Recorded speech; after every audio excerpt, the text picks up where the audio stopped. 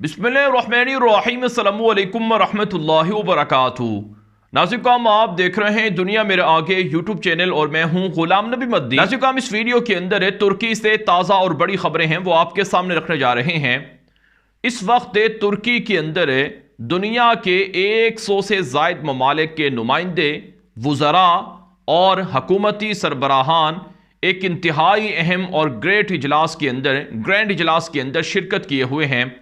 नाज़रीन काम तुर्की का सूबा अंतालिया है, जहां पर अंतालिया डिप्लोमेसी फोरम के नाम से तुर्की ने एक नया इदारा बना रखा है, जहां पर दुनिया के मामलात को हल करने के लिए सफारती कोशिशें हो रही हैं।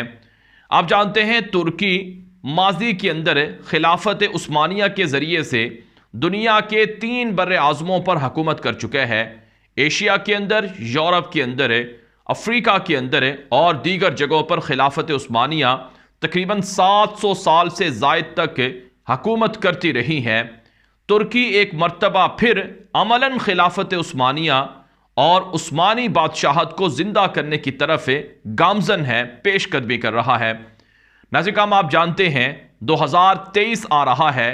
2023 का मतलब मुआहिदा लोज़ान का खात्मा है। वो मुआहिदा जो आज से 100 साल पहले खिलाफत उस्मानिया के खात्मे के बाद कमाल अतातुर्क ने और उनके जानशीनों ने यूरोप और अमेरिका के साथ किया था। वो यूरोप और अमेरिका जिन्होंने इस्तेमारी गारतगरों के ज़रिए से या इस्तेमारी साजिशों के ज़रिए से खिलाफत उस्मानिया को ख़त्म कर दिया था। 2023 के बाद तुर्की बहुत सी पाबंदियों से आज़ाद हो जाएगा। तुर्की बहुत सी जो जकड़बंदियाँ हैं उनसे निकल जाएगा और इसके बाद तुर्की एक नए सफ़र को शुरू करेगा, जिससे यकीनन तुर्की को भी फ़ायदा होगा और उम्मत मुस्लिमा को भी इससे फ़ायदा हो सकता है। नाज़रीन काम तुर्की के अंदर अंतालिया डिप्लोमेसी फोरम के तहत एक बड़ा ग्रैंड इजलास हुआ है, बल्कि चल रहा है। ये 11 मार्च से 13 मार्च तक ये इजलास जारी रहेगा। इसके अंदर दुनिया के 75 ममालिक के बराह रास्त शरीक हैं और इसके अलावा दुनिया के 40 से 50 जो बड़ी आलमी तंजीमें हैं, जो आलमी इदारे हैं, उनके नुमाइंदे शरीक हैं। काम तुर्की के अंदर अंतालिया डिप्लोमेसी के नाम से जो ग्रैंड इजलास हो रहा है, इसका स्लोगन है सफारतकारी की तामीर नो, या सफारतकारी को दोबारा जिंदा करना, दोबारा बहाल करना, दोबारा तामीर करना। ये इसका स्लोगन रखा गया है। इस अंतालिया फोरम के तहत जो तुर्क सदर तैयब उर्दवान हैं, उन्होंने इसके इफ्तिताही जलसे से खिताब भी किया है। तुर्की के सदर तैयब उर्दवान ने अपनी तकरीर के अंदर कहा है कि अब दुनिया को नए मुनसिफाना आदिलाना निज़ाम की ज़रूरत है, जिसके तहत दुनिया के तमाम मुल्कों के साथ यकसा सलूक किया जाए। तुर्क सदर तैयब उर्दवान ने कहा कि दुनिया 5 मुल्कों से बड़ी है और दुनिया के फैसले महज 5 मुल्क नहीं कर सकते हैं। हम ये बात बारहा दोहरा रहे हैं और कई सालों से करते आ रहे हैं कि दुनिया 5 मुल्कों से बढ़कर है। दुनिया के फैसले सिर्फ 5 मुल्क नहीं कर सकते हैं। तैयब उर्दवान ने अपनी तकरीर के अंदर कहा, उनकी तकरीर के दौरान दुनिया के 120 से ज़ायद ममालिक के नुमाइंदे और सरबराहान वुज़रा मौजूद थे। उर्दवान ने कहा अपनी तकरीर के दौरान कि दरअसल अक़वाम मुत्तहिदा और सलामती कौंसल दुनिया के मसाइल हल करने में नाकाम हो चुकी है। जिस किसी ताकतवर मुल्क के खिलाफ कोई फैसला आने लगता है तो वो वीटो पावर को इख्तियार करके अपने खिलाफ फैसला नहीं होने देता है। अगर कोई मुल्क जंग शुरू करता है और उसे जंग रोकने के लिए दुनिया कहती है कि तुम जंग रोको, इससे इंसानियत का नुकसान हो रहा है, तो वो मुल्क, वो ताकतवर शख्स, वो वीटो पावर इख्तियार करके अपने खिलाफ दुनिया के अक्सरियती फैसले को मुस्तरद कर देता है।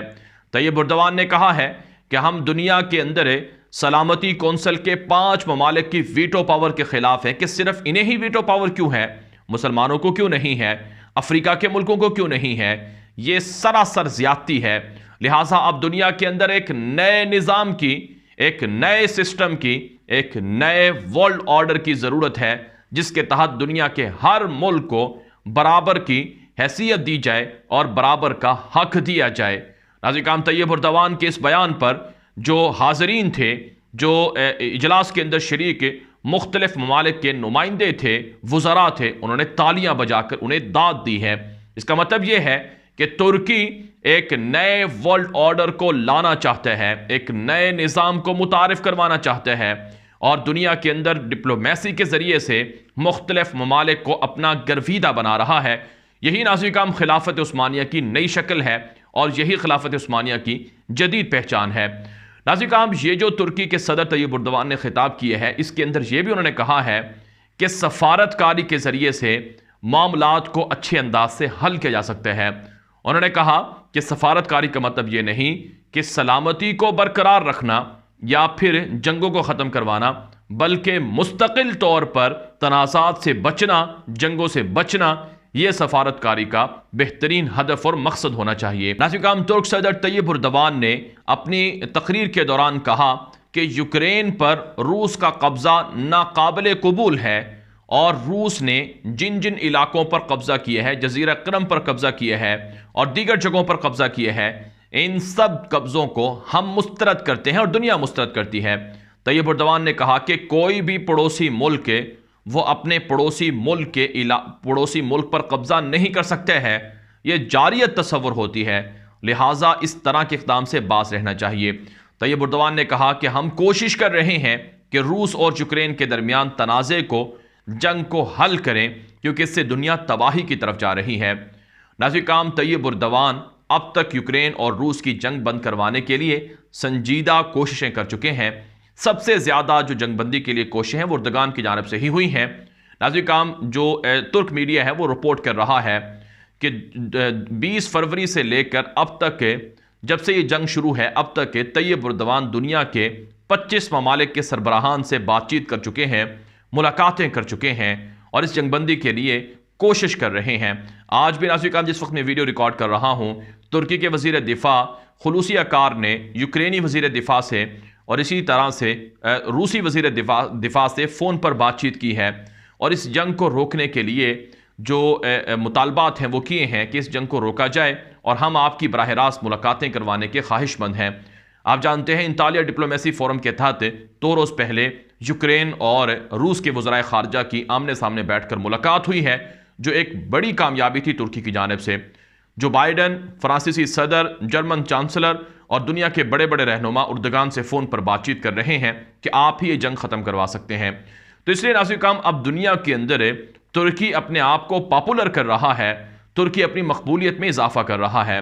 ناظرین کرام، جو افریقہ، براعظم افریقہ ہے، اس کے اکثر اور بیشتر ممالک ترکی کے ساتھ اتحاد کیے ہوئے ہیں، اور ترکی کے قونصل خانے، سفارت خانے وہاں کھلے ہوئے ہیں۔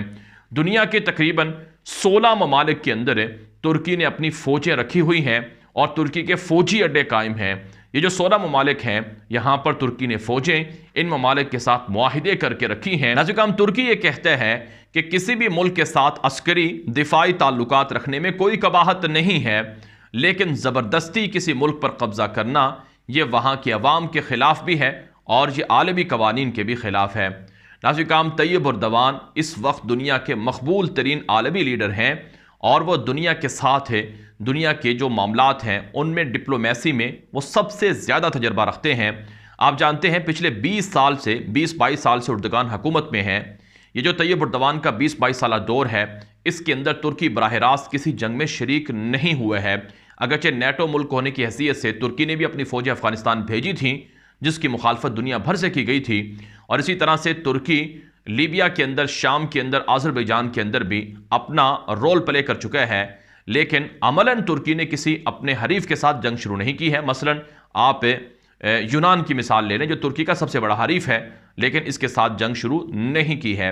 اسی طرح سے فرانس، وہ ترکی کے ساتھ جنگ شروع کرنا چاہتا تھا لیکن نہیں ہوئی۔ امریکہ، وہ ترکی کے ساتھ تعلقات بگاڑنا چاہتا تھا لیکن وہ کامیاب نہیں ہوئی۔ تو اردگان چاہتے ہیں کہ جن ممالک کے ساتھ اختلافات ہیں ان کے ساتھ معاملات کو اچھے انداز سے حل کیا جائے، اور طیب اردوان کی جو خاموش پالیسی ہے، ایک وہ پالیسیاں ہیں ان کی جو سامنے نظر آ رہی ہیں، اور کچھ وہ پالیسیاں ہیں جو پس پردہ چل رہی ہیں، جن کے بارے میں دنیا نہیں جانتی ہے، اور جن کے نتائج دنیا دیکھ رہی ہے کہ آج ترکی کے اندر دنیا کے 120 یا 130 ممالک سے زائد کے جو نمائندے ہیں وہ آتے ہیں، اور طیب اردوان کی طرف سے بلائے گئے اجلاس میں شرکت کرتے ہیں اور طیب اردوان ان کو اپنے ساتھ ملا لیتے ہیں، تو یقیناً یہ دنیا کے اندر نئے نظام کی طرف بڑھتی ہوئی ترکی کی پیش قدمی ہے، اور یقیناً اس سے اقوام متحدہ سلامتی کونسل کا مستقبل بھی اب ہمیں ختم ہوتا ہوا نظر آ رہا ہے، اور یہی بہت ضروری ہے۔ ناظرین کرام، اس اجلاس کے حوالے سے جو ترکی کے وزیر خارجہ ہیں تشاؤش اوغلو، انہوں نے بھی اس اجلاس کے حوالے سے کچھ معلومات فراہم کی ہیں، اور جو وزیر خارجہ تشاؤش اوغلو ہیں انہوں نے بھی اس اجلاس کے اندر تقریر کی ہے اور کہا ہے کہ دنیا بھر سے جو آنے والے نمائندے اور مندوب ہیں ہم ان کا شکریہ ادا کرتے ہیں۔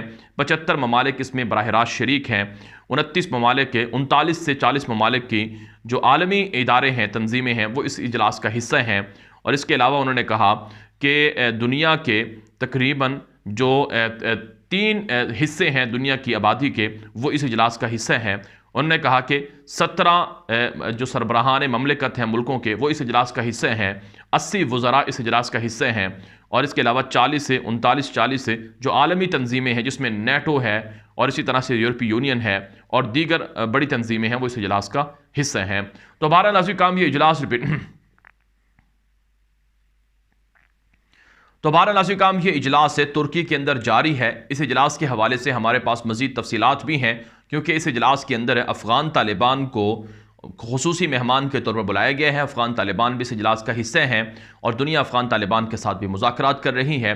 اس حوالے سے ہمارے پاس جو مزید اپڈیٹس ہیں وہ ہم آپ کو اگلی ویڈیوز کے اندر بتائیں گے۔ اب تک کے لیے اتنا ہی اجازت دیجیے۔ السلام علیکم ورحمۃ اللہ وبرکاتہ۔